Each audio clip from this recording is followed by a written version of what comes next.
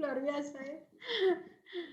Setelah PJJ jadi merangkap ya, ADRT, ini ya, ART, pembantu rumah tangga. Emang nggak ada orang di rumah? Ada Bu, nggak ada. Oh, oke, baiklah. Luar biasa juga ya si Cesar ini. Harus begitu ya. Jadi belajar itu nggak harus cuma di sekolah, harus bisa juga punya ini kemandirian. Saya senang kalau kalian punya kemandirian ya. Bisa nyuci, bisa masak sendiri untuk diri sendiri ya kan? Itu bagus itu. Ya, boleh ditingkatkan. Tapi jangan nanti masak pas ibu ngajar ya. Apalah, kan ntar saya bagi ibu, Bu. Oh gitu ya, Pisan. Berarti ibu beralih fungsi aja lah ya jadi guru tata boga ya. Oke. Nanti gua ajarin masak Indomie ya. Pertahanan darurat. Baik. Oke kan kita lanjutkan ya. Kita lanjut. Kita akan kembali melihat. Kita selesaikan dulu nih materi kita tentang hormon. Ya. Biar kita pH. Oh iya, Ibu lupa nih. Udah dicek kah? Di GCR udah ada nilai ekskresi. Maaf ya nak, agak telat Ibu membagikannya ya. Oke.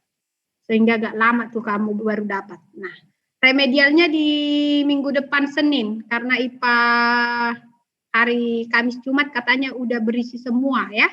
Jadi yang kosong cuma di Senin. Senin depan kita remednya ya. Pulang sekolah. Banyak saya lihat di situ yang remedial ya. Jadi mungkin Ibu akan jelaskan ulang dulu materinya baru kita remedial di hari Senin ya. Oke, Ibu akan buka PPT dulu. Ibu, kita mungkin tidak lagi lihat Google slide-nya, itu sebagai catatanmu. Mungkin Ibu akan lebih menjelaskan dulu hari ini biar sedikit lebih cepat dulu ya. Karena memang waktu untuk kita belajar itu tinggal sebulan kayaknya ya. Sebulan pun kayaknya nggak penuh ya. Karena di bulan Mei itu nanti bakalan ada yang Idul Fitri jatuh di Mei di tanggal 14-an deh kalau nggak salah ya. Jadi pasti banyak nanti waktu-waktu yang berkurang. Jadi Ibu ringkas dulu sebentar. Kita akan lanjutkan hormon. Bagian hormon yang sudah kita bahas sampai mana Karmenita? Kelenjar yang udah kita bahas mana aja nakku? Kemarin sampai tiroid, Bu. Oke, bagus. Tiroid itu ada berapa hormon yang dihasilkan Karmenita? Boleh dilihat catatannya, nak? Ada tiroksin, triodotironin, dan kalsitonin. Oke, jadi ada 3 hormon yang dihasilkan ya. Ada 2 yang berperan untuk kegiatan metabolisme dan ada 1 untuk keseimbangan mineral, terutama kalsium yang kita kenal dengan nama kalsitonin. Benar ya? Nah, kelainannya sudah kita bahas, Kevin Jonathan. Hipofungsi dan hiperfungsi pada kelenjar tiroid. Iya, Bu. Udah. Kalau kurang, masalahnya apa kira-kira kalau kurang tiroksin?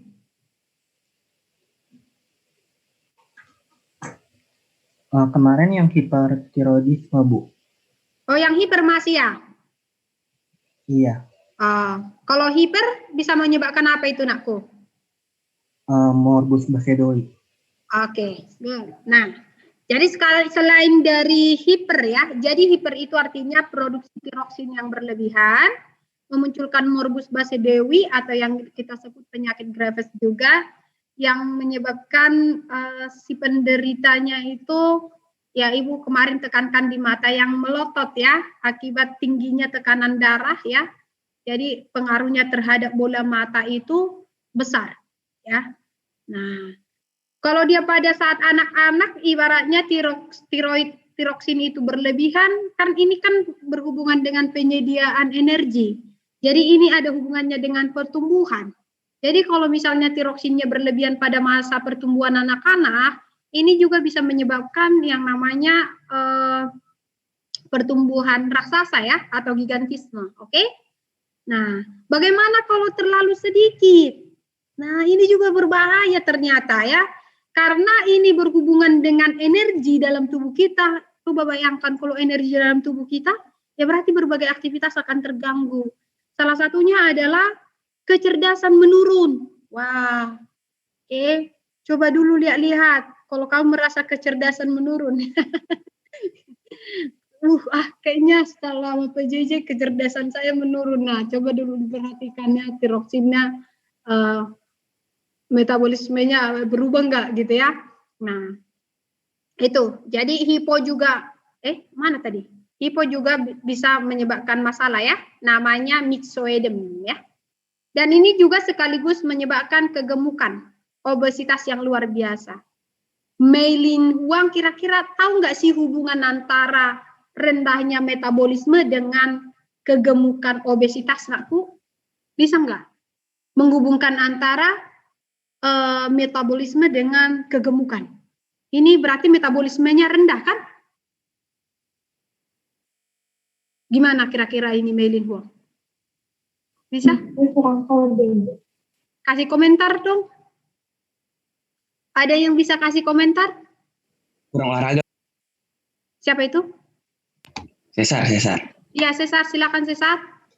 Kurang olahraga, jadinya kan gemuk, terus metabolismenya kurang. Iya, benar. Kalau metabolismenya kurang, kenapa jadi gemuk ya Cesar?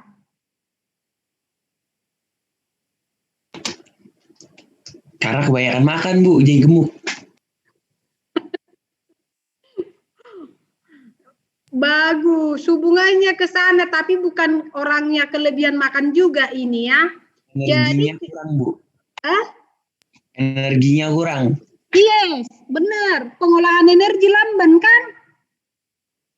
Berarti terjadi penabungan kan di sini, nabung kan? Iya, Bu. Iya. Jadi orang yang makan normal juga, kalau tiroksinnya sangat rendah, itu artinya apa yang kita makan tidak diolah semestinya, tidak diolah untuk menghasilkan energi dalam tubuh kita. Ya, kalau nggak diolah, ya udah disimpan di tabungan. Ya, model sama ini bisa kamu langsung aplikasikan dalam kehidupan sehari-hari. Kamu punya uang, ya, kamu banyak punya uang, tapi kamu nggak belanjain, padahal kamu butuh makan, ya kamu kurus kering lah, ya kan, kira-kira gitu ya. Tapi tabunganmu membengkak. Ini juga yang terjadi pada penderitanya. Ya. Jadi makanan itu tidak dibakar, disimpan. Inilah yang membuat obesitas pada penderitanya. Tapi energi yang dibutuhkan tubuhnya sangat rendah, maka menurunkan kecerdasan. Ya kalau nggak ada energi, ya gimana cara otak bekerja? Ya kan? Nah, jadi jangan gini, kita selalu bicara metabolisme ini, jadi jangan hanya belajar teoritis doang ya. Kalau kamu belajar teoritis, rasanya kayak nggak menarik gitu ya. Tapi kalau kita berpikir kritis, saya kira sesuatu itu bisa jadi menarik ya. Nah, jadi cara belajar itu begitu, ikut berpikir, ikut berproses. Iya, kenapa ya? Apa hubungannya ya? Ya, metabolisme dengan gemuk, metabolisme dengan kecerdasan berkurang ya. Gitu.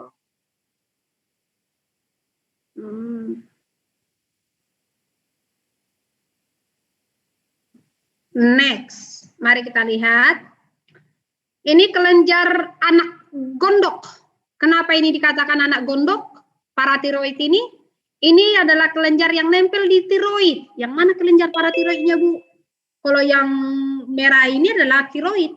Yang nempel di sini, 4 lobus ini, kalau kamu perhatikan, ini adalah paratiroid. Nah, paratiroid ini juga menghasilkan hormon yang dikenal dengan nama parathormon, PTH, ya. PTH, parathormon. Nah, ini terutama nanti mengatur yang namanya keseimbangan kalsium dan fosfat di dalam darah. Oke, Ibu mau tanya Bray. Bray, kemarin kita di tiroid bahas tentang kalsitonin. Kalsitonin itu peranannya apa ya, Bray? Menurunkan kalsium di dalam darah kah anakku, atau menaikkan kalsium dalam darah? Lihat dulu catatanmu ya. Menurunkan kan, Bu? Menurunkan ya, karena dia merangsang pengambilan kalsium dari darah ya, biar dimasukkan ke dalam tulang. Gitu. Karena itu penting. Karena kalsium di dalam darah kita nggak boleh berlebihan. Nah, Maka akan kita lihat juga gimana kerja parat hormon. Kalau kalsitonin fungsinya kan menurunkan kalsium dalam darah dengan cara mengambil kalsium itu dari darah, kemudian memasukkannya ke dalam tulang, disimpan dalam tulang. Nah, kalau parat hormon kerjanya terhadap kalsium seperti apa? Mari kita lihat lewat siklus berikut, lewat yang namanya skema ini. Ini menunjukkan bahwa tubuh kita juga punya settingnya terhadap kalsium. Dia punya aturan. Kalsium di dalam darah nggak boleh lebih, nggak boleh kurang. Berapa emang butuhnya? Nah, lihat tuh. Jadi homeostasis tubuh kita memastikan kalsium di dalam darah itu hanya boleh 10, bentar. Itu sekitar 10, keseimbangannya 10 mg per 100 ml darah. Jadi setiap 100 ml darah harus mengandung 10 mg kalsium. Nah, bagaimana kalau kalsium sangat rendah? Turun drastis. Ini akan dideteksi oleh otak, ya. Jadi ini akan memberikan rangsangan terhadap otak untuk menyuruh paratiroid melepaskan PTH. Apa itu tadi PTH? Ini hormonnya, parat hormon, ya. Nah, peranan PTH itu apa? Apa yang diefek? Mari kita lihat. Lihat ini tanda panah. Yang pertama, dia akan mengefek sel-sel tulang. Ngapain? Biar melepaskan kalsium. Tadi kan kalsium disimpan di tulang. Kalsiumnya dilepaskan masuk ke dalam darah, ya. Nih, oh kalsiumnya diuraikan masuk ke dalam darah. Oke. Cara yang kedua, PTH juga akan mempengaruhi ginjal. Apa hubungannya ginjal? Di ginjal kan terjadi proses pembuangan mineral yang berlebihan kalau berlebih. Nah, maka di ginjal ini diberikan perintah, ginjal, kita butuh kalsium, jangan dibuang ya, kira-kira begitu ya. Nah, jadi ini merangsang penyerapan kalsium pada ginjal. Itu cara yang kedua. Selain itu, ketika dia memberikan informasi ke ginjal, ginjal juga akan merangsang usus dengan cara mengaktifkan vitamin D. Ya, jadi vitamin D itu ternyata fungsinya kenapa menguatkan tulang, ingat ya. Kenapa vitamin D juga berfungsi untuk ini berhubungan dengan kalsium? Karena vitamin D akan meningkatkan penyerapan kalsium di dalam usus nih. Paham ya? Jadi kalau kita lagi makan, usus juga dikasih tahu, usus, kita butuh banyak kalsium, tingkatkan ya penyerapan kalsium, kira-kira gitulah ya. Maka di sini juga ditingkatkan penyerapan kalsium yang kemudian dimasukkan ke dalam darah, nakku, ya. Nah, masuknya kalsium di dalam darah inilah yang membuat kadar kalsium darah naik lagi sehingga dicapai lagi keseimbangannya. Paham? Paham ya? Nah, kalaulah kalsium banyak banget di darah, maka yang dilepaskan tadi ke siafrisila adalah hormon. Wah, ini kalsium di dalam darah jadi banyak banget nih, di atas 10 mg. Maka harus dikeluarkan hormon apa, Kezia? Sesuai tadi yang Ibu tanya ke Brian. Hormon kalsitonin. Iya, karena kalsitonin kan menginformasikan agar kalsium dalam darah diambil kan, simpan tulang gitu. Kebanyakan ini di darah. Nah, dari dua mekanisme ini kelihatan bahwa kalsitonin dan parat hormon itu bekerja sinergis atau antagonis, Eugenia? Dari cara kerja parat hormon dan kalsitonin, mereka bekerja sinergis atau antagonis? Tahu antagonis kan berlawanan. Sinergis. Hah? Sinergis. Sinergis. Sinergis itu maksudnya gini loh, Eugenia, sama-sama menaikkan, sama-sama menurunkan, itu namanya sinergis. Dari penjelasan tadi, sinergis kah atau antagonis? Antagonis. Iya, jadi hati-hati ya. Kalau kalsitonin dilepas, berarti dia mengambil kalsium dari darah, maka nanti kalsium dalam darah jadi rendah, turun mencapai normal. kalau dilepaskan parat hormon, ini memicu kalsium dimasukkan ke dalam darah, maka nanti kalsium dalam darah naik, gitu ya. Nah, mekanisme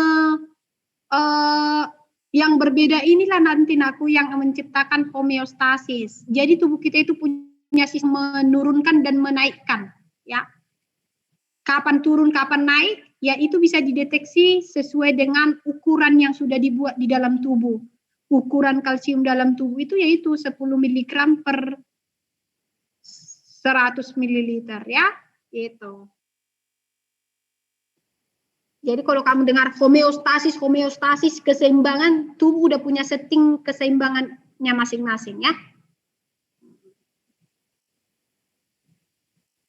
Timothy udah tinggal rambutnya yang paling ujung kelihatan. Oke. Wajahnya tak kelihatan. Apa yang dia pikirkan saya nggak tahu. Apakah dia melayang-layang kemana-mana? Ya, pikirannya. Jadi tolong semuanya ikut berpikir ya, fokus. Nah, biar ada manfaatnya. Ya. Nah, ini adalah beberapa masalah kalau ada kesalahan pada hormon parat hormon. Hipofungsi itu artinya parat hormon terlalu sedikit dikeluarkan. Maka ini menyebabkan kejang-kejang otot. Kira-kira Wisnu tahu nggak sih hubungan kalsium dengan otot? Butuh nggak kalsium pada otot? Butuh, Bu. Untuk apa? Pembentukan sama bikin kuat otot. Oh, bentuk otot. Protein itu. Ada yang tahu kalsium dengan otot?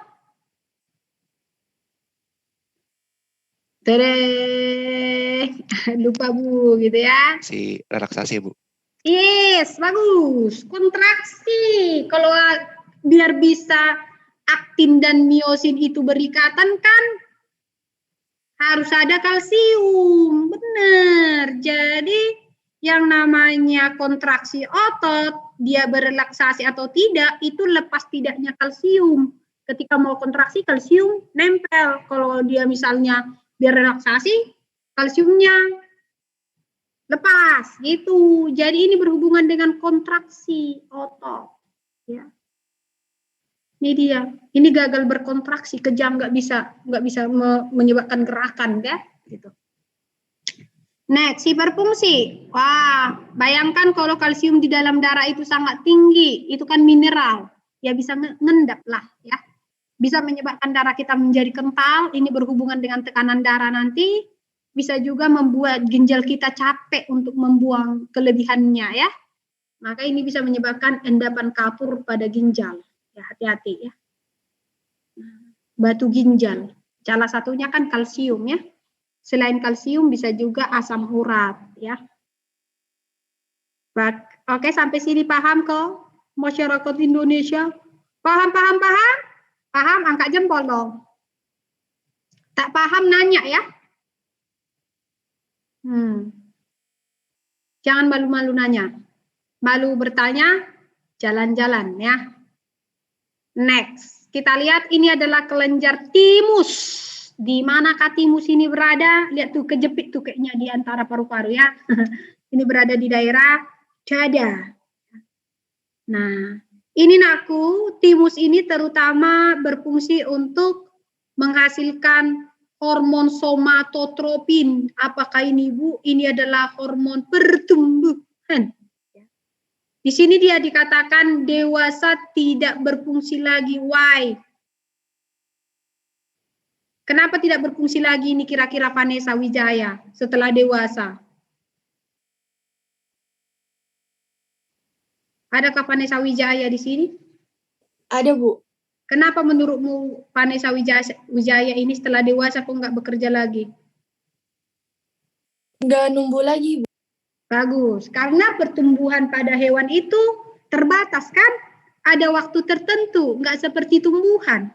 Tumbuhan selalu bertumbuh sepanjang hidupnya, kita enggak. Ada ukurannya. Nah, jadi ini akan berhenti bekerja, menghasilkan somatotropin kalau kita sudah selesai pertumbuhan ya. Jadi ini adalah kelenjar yang bekerja sampai masa tertentu, yaitu sampai selesainya pertumbuhan. Habis pertumbuhan tak ada. Kalau masih menghasilkan, bisa memunculkan normalitas. Somatotropin yang berlebihan juga bisa memicu gigantisme, gitu. Ya. Nah, tapi ini timus nanti nakku ada hubungannya dengan kekebalan, ya. Ini nanti tempat pematangan. Pernah mendengar limfosit T? Tempat itu tempat ya, bukan tirodotironin ya. Pematangan limfosit T. Makanya T itu berasal dari limfosit timus, limfosit yang dimatangkan di timus ya. Berarti untuk sistem imun ya. Jadi masih bekerja. Tapi bukan untuk menghasilkan hormon ya. Ya, hormonnya, penghasilan hormon berhenti. Next. Nah, sekarang kita lihat kelenjar yang ada di atas ginjal. Makanya namanya kelenjar adrenal ya. Kelenjar adrenal itu ada dua ya nakku, kanan dan kiri. Ginjal kita kan punya kanan kiri ya. Ini dia kayak topinya loh, ini. Ini adalah kelenjar adrenal. Di bawahnya langsung ginjal ya. Ini kanan dan kiri ya. Nah, ini ada dua lapisan nih kalau kita lihat. Lapisan dalam dan lapisan luar. Lapisan luarnya ini dikenal dengan korteks. Jadi kayak mirip ginjal ya. Ginjal kan juga ada korteks, ada medula ya. Nah, ini juga gitu. Bagian dalamnya dikenal dengan nama medula. Nah, kedua lapisan ini menghasilkan hormon yang berbeda ya. Mari kita lihat apa fungsi hormon-hormon ini. Oke. Yang pertama kita lihat bagian luar korteks. Nah, kamu mungkin masih ingat ini ketika kita belajar tentang tekanan darah, aldosteron yang dihasilkan oleh adrenal ginjal ya. Nah, ini juga mengatur keseimbangan air nih nakku dan elektrolit. Salah satunya adalah natrium. Ini kan mineral-mineral nih. Kalium. Jadi konsentrasinya ini harus diatur sedemikian rupa biar darah kita itu tidak terlalu kental. Makanya berhubungan dengan air dan elektrolitnya ya. Atau mineral. Oke. Yang kedua, B ya. Ini ada glukokortikoid. Mungkin kamu pernah mendengar hormon kortison ya, ini sama ya, kortison, kortikosteron ya. Nah, ini semuanya mempengaruhi perubahan glukosa, protein, lemak ya. Nah, ini juga mencegah kerusakan jaringan. Dua bagian ini atau aldosteron juga kadang dikenal dengan nama mineralokortikoid. Jadi kalau ada kata-kata mineralokortikoid itu artinya hormon yang berperan untuk pengaturan mineral yang dihasilkan adrenal ya. Mineralokortikoid ya, korteks. Mineral korteks. Berarti korteks yang mengatur keseimbangan mineral. Itu terutama aldosteron dan glukokortikoid ya. Jadi mereka ini yang memastikan keseimbangan mineral-mineral di dalam darah kita ya. Kenapa ada hubungannya dengan darah? Karena berhubungan dengan penyaringan darah di ginjal ya. Next, kita lihat fenomena yang kedua. Ada yang namanya gonadokortikoid. Lain ibu gitu ya. Setelah kamu mendengar kata gonad itu berhubungan dengan alat kelamin. Gonad. Nih, kelamin. Jadi kalau ada kata-kata gonadokortikoid berarti hormon kelamin yang dihasilkan di korteks. Namanya gonadotropin.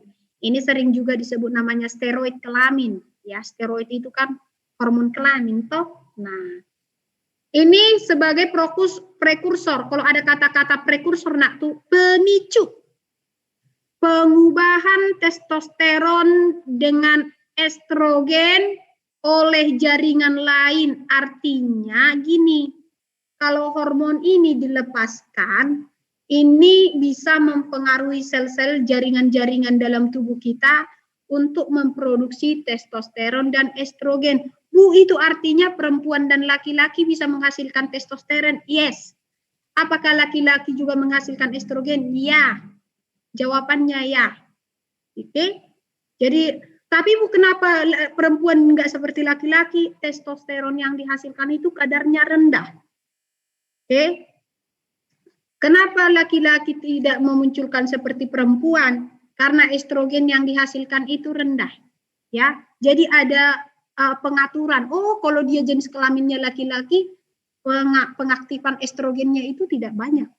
Oh, kalau dia ada jenis kelamin laki-laki perempuan, berarti pengaktifan testosteronnya itu tidak ini gitu ya. Oke.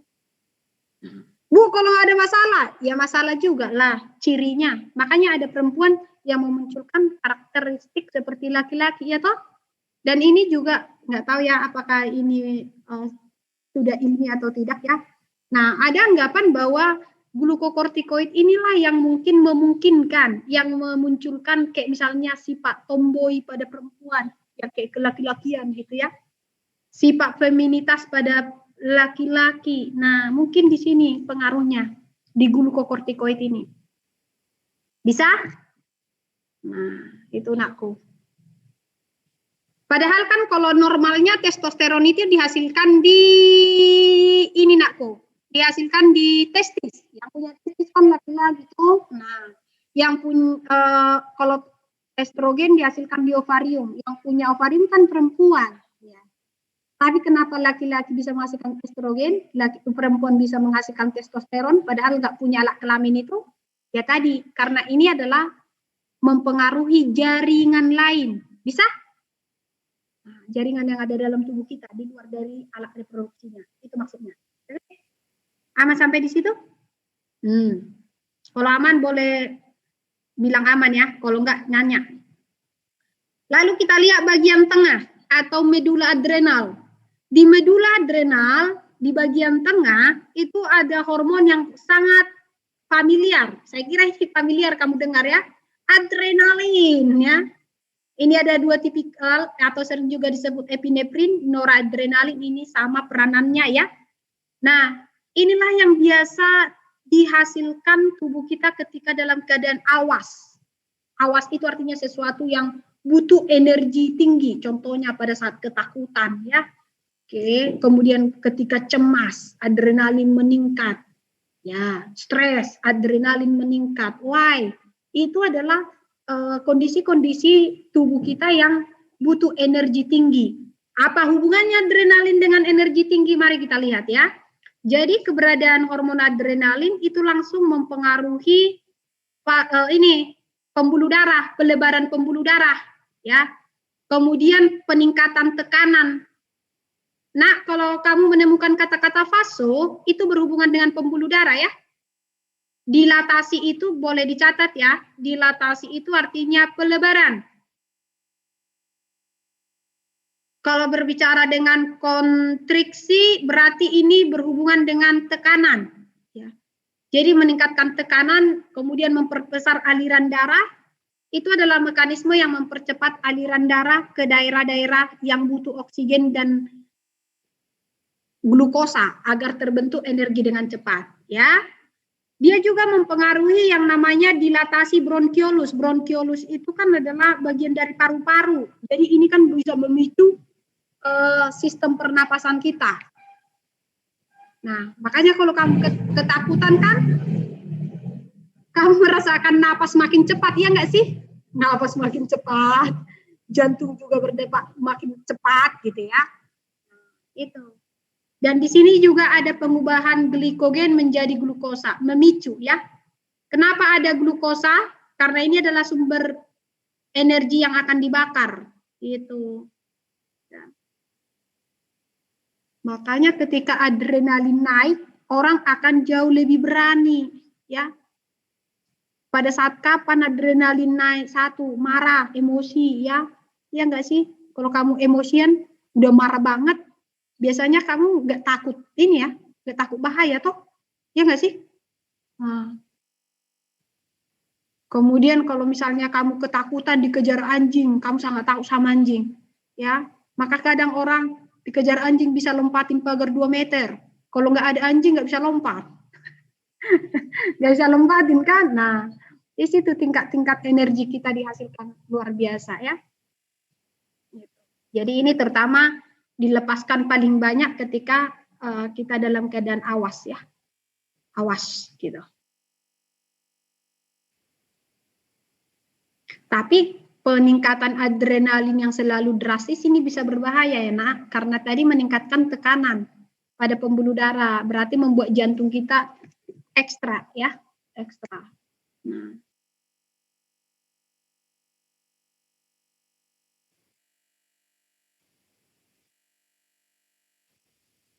Nah, ini dia beberapa hiposekresi, ada penyakit Addison, tapi ini bukan karena si adrenalin ya, tapi ini karena mineralo ya, mineralokortikoid tadi seperti aldosteron ya.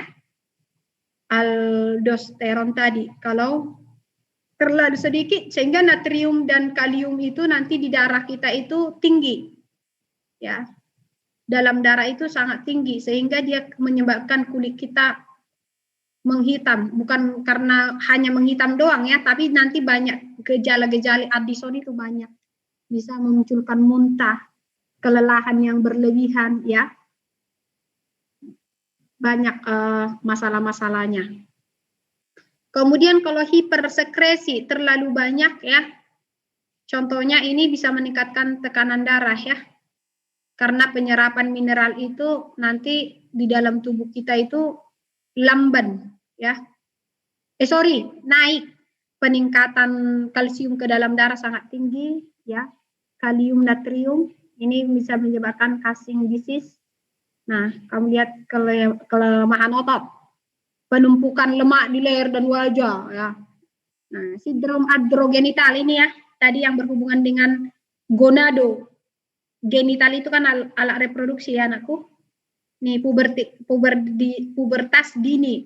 Pubertas dini, ada sini yang pubertas dini, SD udah pubertas. Cowok mungkin kelas 4 SD udah mimpi basah. Itu kan udah kecepatan tuh. Atau wanita sudah menstruasi ya. Ini juga termasuk androgenital. Perempuan dewasa memiliki karakteristik seperti pria. Ini tadi ada hubungannya dengan si testosteron. Jadi wanita juga kan butuh perkembangan otot, toh anakku, ya. Tapi tidak semasif pada pria. Nah, inilah yang biasa disuntikkan tuh. Pernah dengar binaragawan yang ingin ototnya cepat berkembang, biasanya disuntikin steroid toh. Nah, maka kalau kamu lihat perempuan yang binaragawan kan ada juga ya perempuannya binaragawatinya namanya itu ya. Kekar banget kayak adirai gitu ya. Apakah itu bisa dihasilkan dengan pola latihan bertahun-tahun? Enggak bisa. Mau secapek apapun perempuan mengolahnya, kamu nggak akan bisa mencapai seperti otot laki-laki. Maka itu udah pasti suntik, dibantu dengan suntik steroid untuk merangsang pembentukan otot pada perempuan ya, gitu. Tapi itu berbahaya karena itu nanti bisa mempengaruhi karakteristik sifat perempuannya, siklus menstruasinya ya. Dan itu juga bisa disuntikan pada orang-orang yang transgender itu loh. Jadi kalau pria pengen transgender jadi perempuan, ya dia mengkonsumsi hormon perempuan ya untuk menekan pertumbuhan ototnya. Kalau kalau perempuan yang transgender jadi laki-laki ya berarti dia mengkonsumsi hormonal laki-laki untuk meningkatkan tipikal laki-laki dalam dirinya ya. Jadi terapi hormon. Gitu.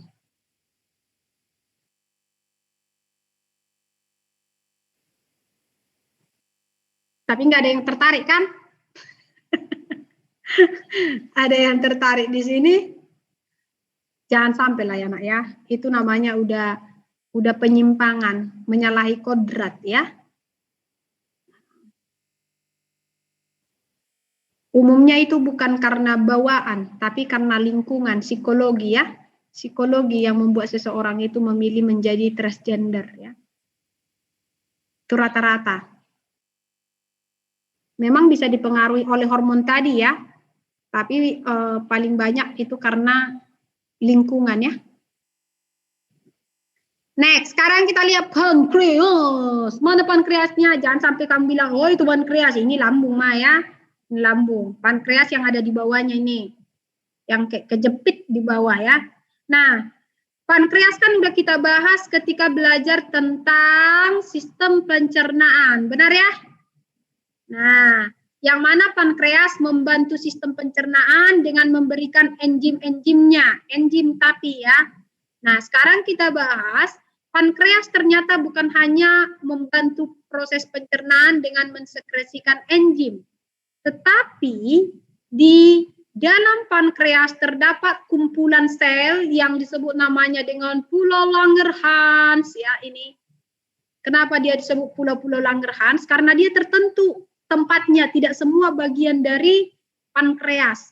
Ini ada beberapa sel yang berbeda. Apa aja sel itu? Ada sel beta, ada sel alfa, ada sel delta, tidak ditunjukkan pada gambar, ada satu lagi sel gamma. Wow.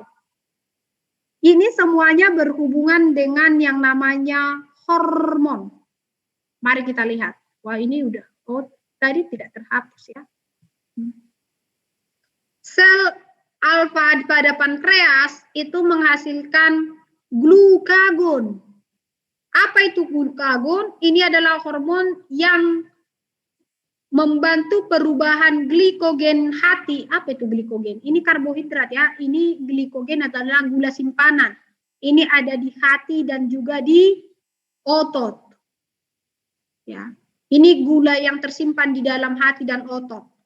Agar bisa digunakan, ini harus diubah menjadi glukosa.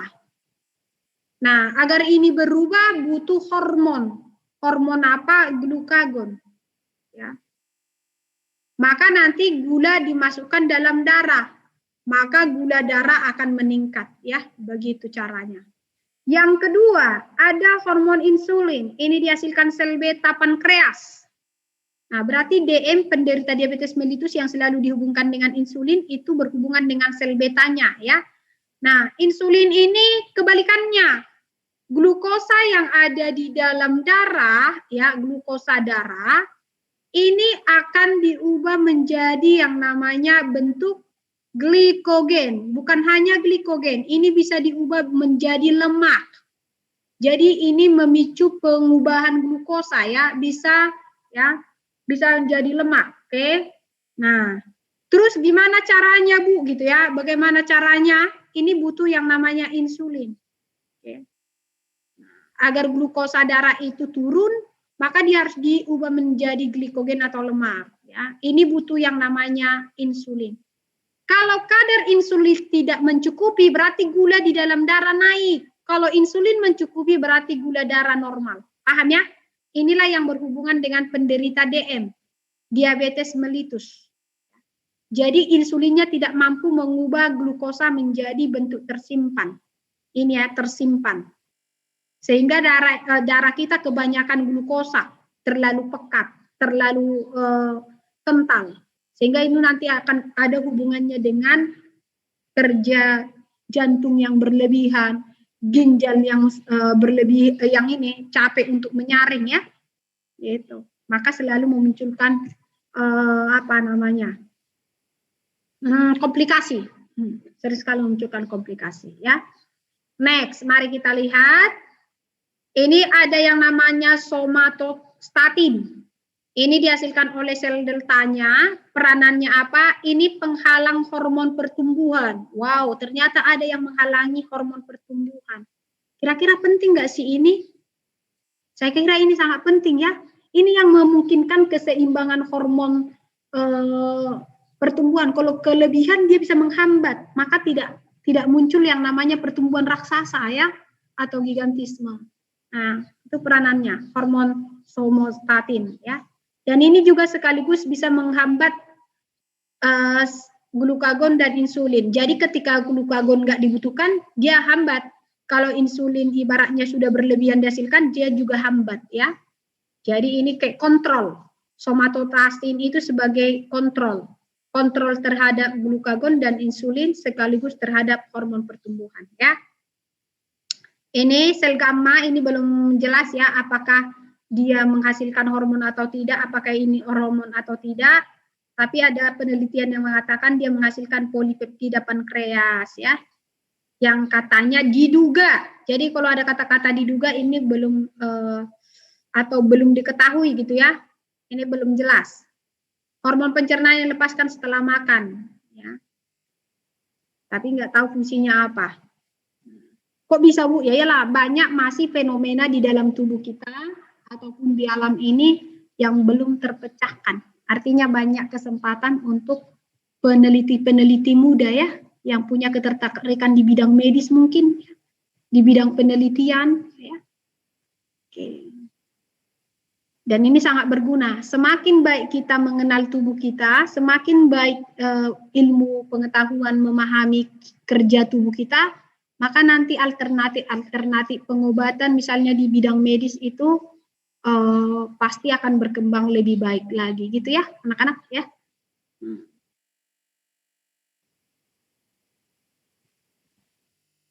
Nah, ini adalah bentuk settingan. Jadi semua hal dalam tubuh kita itu udah disetting dalam keadaan bagaimana normalnya.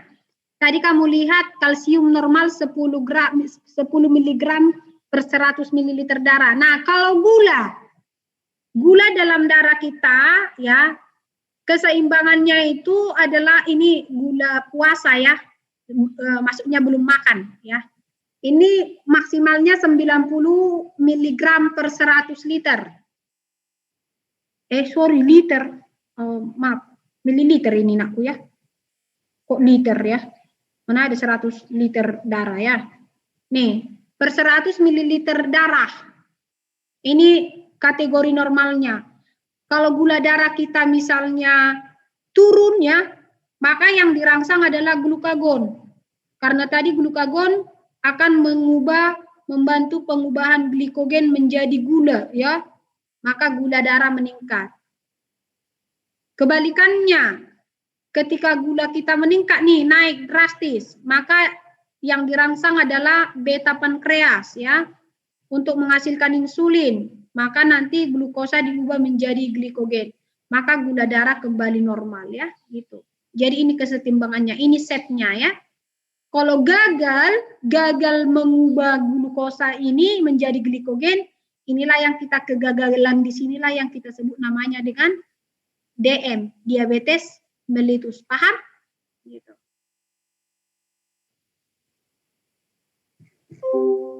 Berarti kegagalan beta pankreas. Nah, right. Ini kita lihat ya, kelenjar. Kalau waktunya udah lewat boleh disampaikan ya? Masih ada waktu kan? Cesar, Masih Bu. Masih 10 menit Bu. Tapi kalau mau sekarang juga nggak apa-apa. Wow, Cesar. Enggak Bu, canda dong. Kau Cesar ya. Berikutnya siapa? Gurunya. Oh, istirahat Bu. Oh, ini istirahat ya? Oh ya, tadi Ibu udah ini ya. Oke. Baik, sebelum istirahat. Ini sistem reproduksi ya, testis. Kalau dia pada laki-laki, ini tadi yang menghasilkan hormon testosteron. Jadi selain dari korteks adrenal, alat kelamin pria itu menghasilkan testosteron. Testosteron itu sebabnya kadar testosteron laki-laki sangat tinggi ya, apalagi setelah pubertas. Nah, jadi bukan hanya gonadokortikoid yang merangsangnya ya. Nah, ini nanti mempengaruhi pertumbuhan sekunder sekaligus penghasilan sperma. Pada perempuan ovarium, ini tadi mensekresikan estrogen. Lihat, estrogen juga tadi bisa dihasilkan gonadokortikoid ya. Tapi kadarnya pada perempuan akan jauh lebih tinggi karena keberadaan ovarium. Ini nanti aktif setelah pubertas. Sekaligus menghasilkan progesteron, ini nanti untuk proses kehamilan sangat penting ya, si progesteron ini ya. Inilah yang memunculkan pertumbuhan kelamin sekunder pada wanita. Nah, next. Ini adalah gambar sel ledik tadi. Perhatikan, apa yang menghasilkan di testis adalah sel ledik. Nih, ini adalah sel-sel ledik yang ada di luar, yang menghasilkan testosteron agar sperma yang lagi dibentuk di sini itu bisa matang ya. Nah, sekarang kita lihat bagaimana dimulainya pubertas. Pubertas itu berarti sudah, kalau pada laki-laki mimpi basah, dimulainya yang namanya pembentukan sperma. Kalau pada wanita dimulainya pembentukan ovum yang memicu yang namanya menstruasi. Ini semuanya dikontrol oleh otak, hipotalamus, yang mempengaruhi hipofisis. Nanti hipofisis mempengaruhi testis ataupun ovarium. Lihat ini, hipotalamus melepaskan GnRH, gonadotropin releasing hormone, mempengaruhi hipofisis. Hipofisis nanti akan melepaskan FSH. Lihat ini, FSH akan merangsang sel Sertoli. Ini juga hipofisis menghasilkan LH, merangsang sel ledik. Maka testosteron dilepas. Muncullah sistem ataupun ciri sekunder pria sekaligus menghasilkan sperma atau spermatogenesis ya. Gak apa-apa ya anakku, sedikit ibu ambil waktumu sedikit aja ya. Kalau pada wanita prosesnya sama, tapi yang dirangsang yang beda. FSH dan LH itu mempengaruhi ovarium ya. Maka nanti ovarium memunculkan progesteron dan estrogen. Estrogen nanti terutama mempengaruhi pertumbuhan pinggul pada wanita karena ada hubungannya dengan kehamilan dan melahirkan. Jadi pinggulnya harus lebih lebar ya. Kemudian mempengaruhi kelenjar susu, payudara ya, dan mempengaruhi rahim. Jadi rahim yang ditempati bayi yang sedang berkembang ya. Itu. Next. Nah, terakhir, ini kelenjar pencernaan juga ada yang menghasilkan hormon. Contoh lambung. Ini menghasilkan gastrin yang merangsang getah lambung atau HCl. Ini udah kita bahas di sistem cerna. Usus juga menghasilkan hormon. Sekretin merangsang pankreas melepaskan enzimnya. Hormon kolosistokinin merangsang empedu melepaskan getah empedu ya. Itu. Jadi itulah secara keseluruhan kelenjar yang bekerja. Ya, kelenjar yang bekerja di dalam tubuh kita. Jam berapa sih istirahatnya Cesar? Jam 11 kan? Iya, Bu. Wah, kenapa Ibu kayak buru-buru kali ya? Ibu kirain tadi 3 menit kamu bilang, masih ada 6 menit. Masih ada banyak, Bu. Oh, alah. Kamu bilang tadi tinggal sedikit, Ibu kira cuma 2 menit. Enggak, Bu. Saya bilang masih ada, Bu. Masih ada waktunya. Tapi kamu nggak bilang 2 menit, kan? Saya nggak bilang 2 menit, Bu. Oh, Ibu tadi kayaknya kamu bilang kayak informasikan tinggal dikit loh, Bu, gitu. Makanya. Itu Vincent, Bu. Vincent tuh. Oh, itu Vincent tadi? Enggak, saya cuma ngomong sisa 10 menit, Bu. Oh, iyanya. Oke, baiklah. Ibu udah kayak dikejar setan, ternyata masih ada sisa waktu 5 menit ya. Tapi is okay lah ya. Bisakah paham? Nah, kalau udah mau mendekati istirahat semuanya tiba-tiba paham nanti. Tapi giliran tanya tak paham. Ada pertanyaan anakku? Wisnu udah menghilang dari peredaran muka bumi. Gak kelihatan lagi wajahnya. Izin Bu, izin off cam, HP saya panas banget ngehit Bu. Oh, tapi kamu nggak panas kan? Saya lumayan panas, nggak minum dari tadi. Ya minum lah, siapa yang nyuruh kamu nggak minum? Sediakan air putih. Puasa, Bu. Oh iya, saya lupa, sorry Wis. Maaf, Ibu lupa. Oh, oke lah, luar biasa ya. Puasa bisa ikuti pelajaran bagus gitu. Ada pertanyaan ke saudara? Paham? Atau hampa?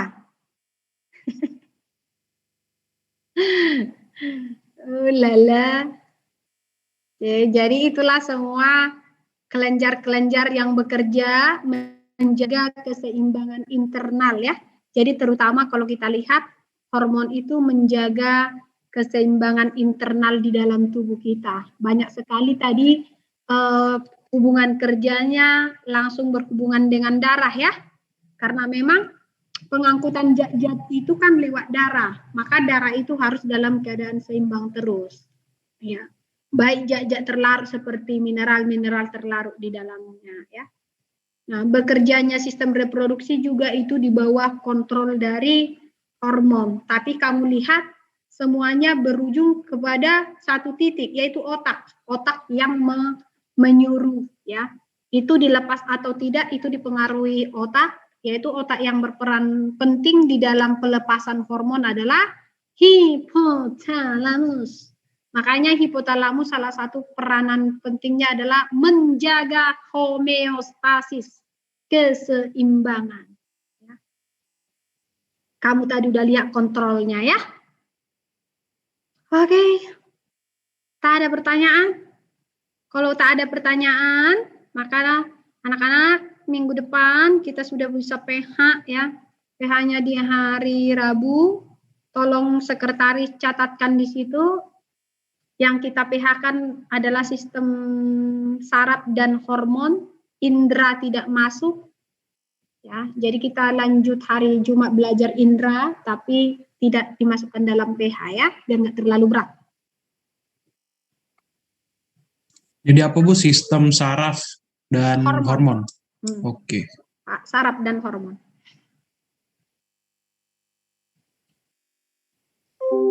Boleh ya sekretaris dicatat? Ada pertanyaan kah sejauh ini? Sejauh mata memandang dan sejauh telinga mendengar, adakah pertanyaan? Oke, tak ada. Berarti amat sentosa ya?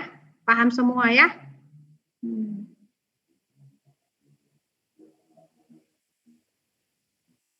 Oke, kalau begitu anak-anak, saya kira kamu bisa istirahat duluan, nggak apa-apa. Ini 10.58 ya.